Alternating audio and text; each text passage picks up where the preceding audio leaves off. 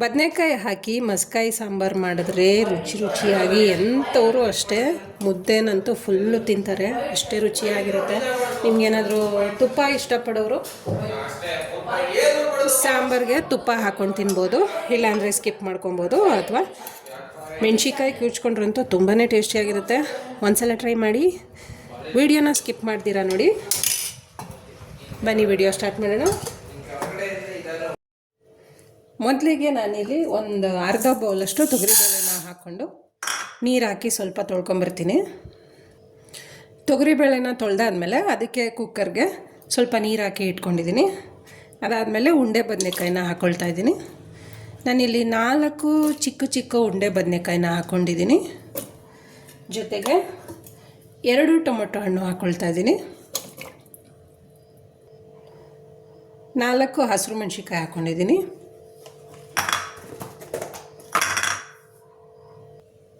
ಸ್ವಲ್ಪ ಕರಿಬೇವಿನ ಸೊಪ್ಪು,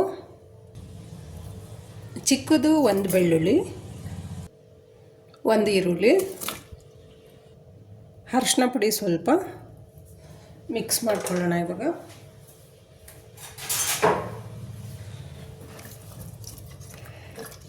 ಮಿಕ್ಸ್ ಮಾಡಿ ಕೂಗಿಸ್ಕೊಬೇಕಾಗತ್ತೆ, ಯಾಕಂದರೆ ನುಣ್ಣಗೆ ಚೆನ್ನಾಗಿ ಬೇಯಬೇಕು. ಅದಕ್ಕೋಸ್ಕರ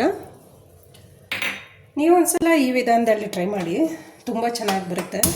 ಮುದ್ದೆಗಂತೂ ಟೇಸ್ಟಿಯಾಗಿರುತ್ತೆ ಫ್ರೆಂಡ್ಸ್. ಹಾಗೆಯೇ ಯಾರಾದರೂ ಹೊಸದಾಗಿ ನನ್ನ ಚಾನಲ್ಗೆ ಜಾಯ್ನ್ ಆಗಿದ್ದರೆ ಪ್ಲೀಸ್ ಸಬ್ಸ್ಕ್ರೈಬ್ ಮಾಡ್ಕೊಂಡು ನೋಡಿ. ಹಾಗೆಯೇ ಬೆಲ್ ಬಟನ್ ಕ್ಲಿಕ್ ಮಾಡಿ ಆಲ್ ಅಂತ ಸೆಲೆಕ್ಟ್ ಮಾಡ್ಕೊಂಡು ನೋಡಿ. ನಾನು ಪ್ರತಿದಿನ ಹಾಕುವಂಥ ನೋಟಿಫಿಕೇಷನ್ಗಳು ಬರ್ತಾ ಇರುತ್ತೆ. ವಿಡಿಯೋನ ಸ್ಕಿಪ್ ಮಾಡ್ತೀರಾ ನೋಡಿ, ಯಾಕಂದರೆ ಒಂದು ಐಟಮ್ ಮಿಸ್ ಆದ್ರೂ ಟೇಸ್ಟ್ ಚೇಂಜ್ ಆಗುತ್ತಲ್ವ, ಅದಕ್ಕೋಸ್ಕರ. ವಿಷಲ್ ಓಪನ್ ಮಾಡಿದ್ದೀನಿ, ತಣ್ಣಗಾಗೋ ತನಕ ಆರಿಸ್ಕೊಂಡಿದ್ದೀನಿ. ಈಗ ಬೆಂದಿರೋ ಅಂಥ ಬದನೆಕಾಯಿ ಮತ್ತು ಕಾಳು, ಟೊಮೊಟೊ ಹಣ್ಣು ಏನು ಹಾಕಿರ್ತೀವಿ ಅದನ್ನೆಲ್ಲ ಸ್ವಲ್ಪ ಜಾರಿಗೆ ಹಾಕ್ಕೊಂಡು ದಪ್ಪ ಥರನೇ ರುಬ್ಕೊಳ್ಳೋಣ. ಹಸಿರು ಮೆಣಸಿನ್ಕಾಯಿ, ಬೆಳ್ಳುಳ್ಳಿ ಏನಿರುತ್ತೆ ಅದನ್ನೆಲ್ಲ ತೆಗೆದು ಜಾರಿಗೆ ಹಾಕ್ಕೊಳ್ತಾ ಇದ್ದೀನಿ.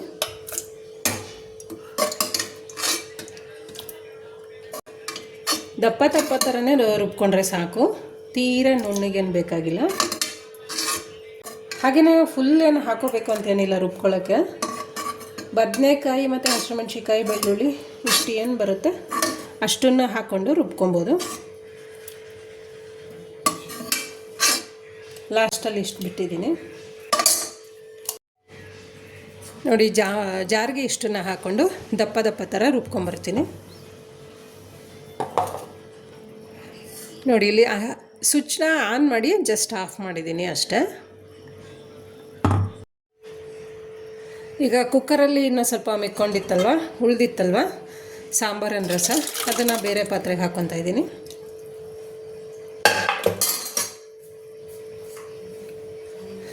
ಹಾಗೆ ರುಬ್ಬಿರೋ ಅಂಥ ಖಾರನೂ, ಅಂದರೆ ಬೇಳೆ ಬದನೆಕಾಯಿ ಏನು ರುಬ್ಕೊಂಡಿದ್ವಿ ಅದನ್ನು ಹಾಕ್ಕೊತಾ ಇದ್ದೀನಿ. ಸ್ವಲ್ಪ ನೀರು ಮಿಕ್ಸ್ ಮಾಡ್ಕೊಳ್ಳೋಣ.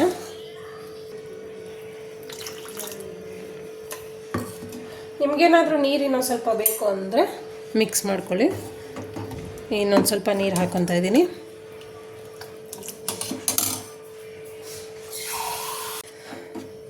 ಈ ಥರ ಬದನೆಕಾಯಿ ಸಾಂಬಾರು, ಮಸ್ಕಾಯಿ ಸಾಂಬಾರು ಮಾಡಿದ್ರೆ ಇದಕ್ಕೇನು ಒಗ್ಗರಣೆ ಹಾಕೋ ಅವಶ್ಯಕತೆ ಇರಲ್ಲ, ಹಾಗೇ ಚೆನ್ನಾಗಿರುತ್ತೆ ನೋಡಿ. ಇಷ್ಟು ಸಾಕು.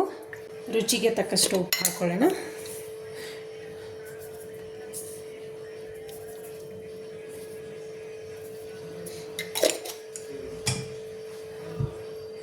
ಮಿಕ್ಸ್ ಮಾಡ್ಕೊಳ್ಳೋಣ. ಮಿಕ್ಸ್ ಮಾಡಿ 2 ಕುದಿ ಬರಲಿಕ್ಕೆ ಬಿಡಬೇಕು. ಸಾಂಬಾರು ಹದ ಕರೆಕ್ಟಾಗಿ ನೋಡ್ಕೊಳ್ಳಿ ನೋಡಿ. ಈ ರೀತಿ ಬಂದರೆ ಸಾಕು. ತೀರಾ ಗಟ್ಟಿನೂ ಇರಲ್ಲ, ತೀರಾ ತೆಳುನೂ ಇರಲ್ಲ, ಕರೆಕ್ಟಾಗಿದೆ. ಕುದಕ್ಕೆ ಬಿಡೋಣ. 2 ಕುದಿ ಬಂದರೆ ಸಾಕಾಗುತ್ತೆ. ಸಾಂಬಾರು ಕುದಿ ಬರ್ತಾಯಿದೆ.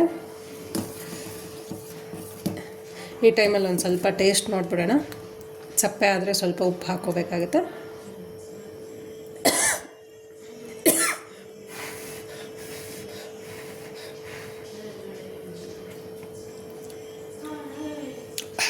ಸಾಂಬಾರಂತೂ ಕರೆಕ್ಟಾಗಿ ಬಂದಿದೆ, ಹಾಗೆ ತುಂಬ ಟೇಸ್ಟಿಯಾಗಿದೆ. ನೀವು ಇದಕ್ಕೆ ಖಾರ ಏನಾದರೂ ಕಡಿಮೆ ಬಂತು ಅಂದರೆ ಊಟ ತಿನ್ನುವಾಗ ಮುದ್ದೆ ಜೊತೆಗೆ ಒಂದು ಹಸಿಮೆಣ್ಸಿಕಾಯಿ ಕಿವುಚ್ಕೊಂಡು ಊಟ ಮಾಡಿ ನೋಡಿ, ಎಷ್ಟು ಟೇಸ್ಟ್ ಬರುತ್ತೆ ಅಂದರೆ ತುಂಬಾ ಟೇಸ್ಟ್ ಕೊಡುತ್ತೆ ಖಾರ ಕಡಿಮೆ ಇದ್ದಾಗ. ಇಲ್ಲಾಂದರೆ ಇದೇ ಥರ ನಡೆಯುತ್ತೆ. ಸ್ಟವ್ ಆಫ್ ಮಾಡ್ಕೊಳ್ಳೋಣ, ಸರ್ವ್ ಮಾಡೋಣ.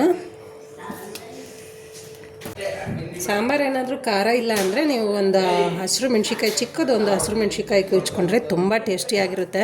ಒಂದು ಸಲ ಟ್ರೈ ಮಾಡಿ. ವಾವ್, ಸಾಂಬಾರಂತೂ ಘಮ ಘಮ ಅಂತ ಇದೆ. ಒಗ್ಗರಣೆನೇ ಬೇಕಾಗಿಲ್ಲ ಸಾಂಬಾರಿಗೆ, ಅಷ್ಟು ಚೆನ್ನಾಗಿರುತ್ತೆ, ರುಚಿಯಾಗಿರುತ್ತೆ. ಯಾಕಂದರೆ ಬೆಳ್ಳುಳ್ಳಿ, ಹಸಿರು ಮೆಣ್ಸಿಕಾಯಿ ಎಲ್ಲ ರುಬ್ಬಿ ಮಾಡಿರೋದ್ರಿಂದ ತುಂಬ ಟೇಸ್ಟಿಯಾಗಿರುತ್ತೆ. ಫ್ರೆಂಡ್ಸ್, ಇವತ್ತಿನ ವಿಡಿಯೋ ನಿಮ್ಗೆ ಇಷ್ಟ ಆಗಿದ್ರೆ ದಯವಿಟ್ಟು ಲೈಕ್ ಮಾಡಿ, ಶೇರ್ ಮಾಡಿ, ಸಬ್ಸ್ಕ್ರೈಬ್ ಮಾಡಿ. ಹಾಗೆ ನಿಮ್ಮ ಫ್ಯಾಮಿಲಿ ಮೆಂಬರ್ಸ್ಗೆ ಮತ್ತು ಸ್ನೇಹಿತರಿಗೆ ಈ ವಿಡಿಯೋನ ತಪ್ಪದೆ ಶೇರ್ ಮಾಡ್ತೀರಾ ಅಲ್ವಾ? ಮತ್ತೆ ಮುಂದಿನ ವಿಡಿಯೋದಲ್ಲಿ ಸಿಗೋಣ. Thank you.